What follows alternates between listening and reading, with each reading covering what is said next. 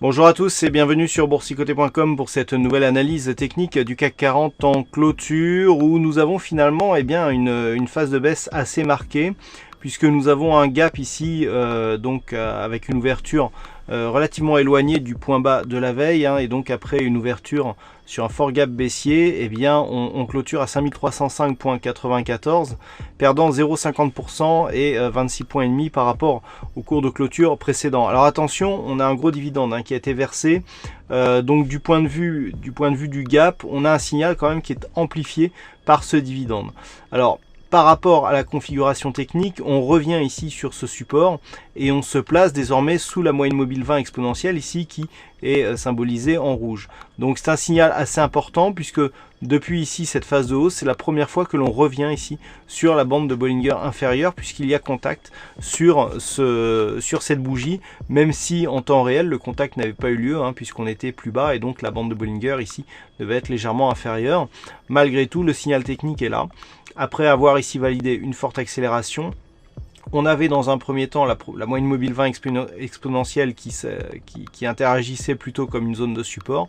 Et là, on l'a franchi sur un gap baissier et on vient marquer un contact avec la bande de Bollinger inférieure.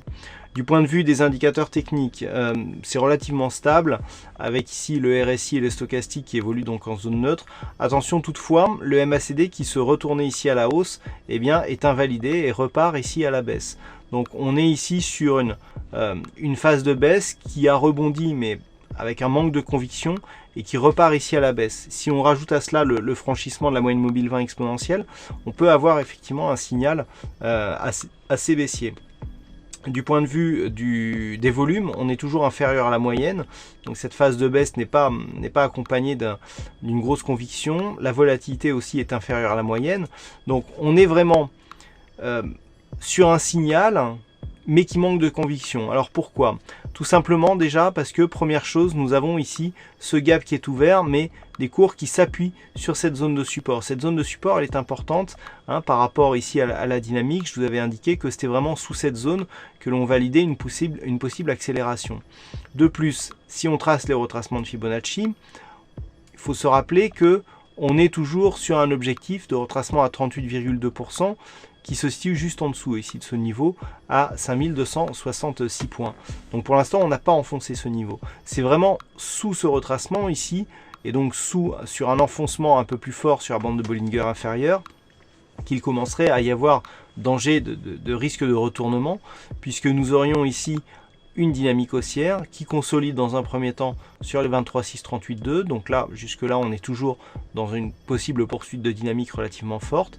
Par contre, en attaquant ici ce 38,2, on commence à affaiblir, sans pour autant invalider, la dynamique haussière.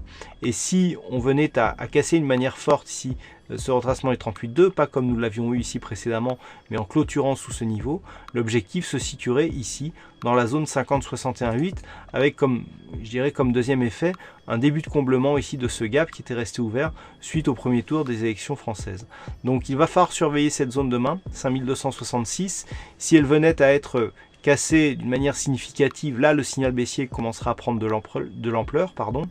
Mais tant que l'on reste ici au niveau de ces deux zones de support, on est toujours dans une perspective haussière, phase de consolidation, avec possibilité ici d'un retour à une dynamique plus haussière. Toutefois, pour confirmer ce deuxième scénario, il faudrait donc valider une cassure haussière assez rapide des 5372 points. Voilà ce que l'on peut dire donc sur cette analyse technique en clôture pour ce jour.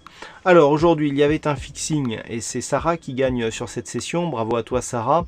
Quant aux statistiques, et bien encore une fois et notamment lié ici à ce gap qui est assez particulier, il faut le dire, eh bien il n'y aura pas d'occurrence assez forte pour donner des statistiques significatives par rapport à cette configuration. Voilà, je vous souhaite donc une bonne soirée, bonne chance au prochain trade et on se retrouve dès demain pour d'autres analyses techniques toujours sur le site boursicoté.com.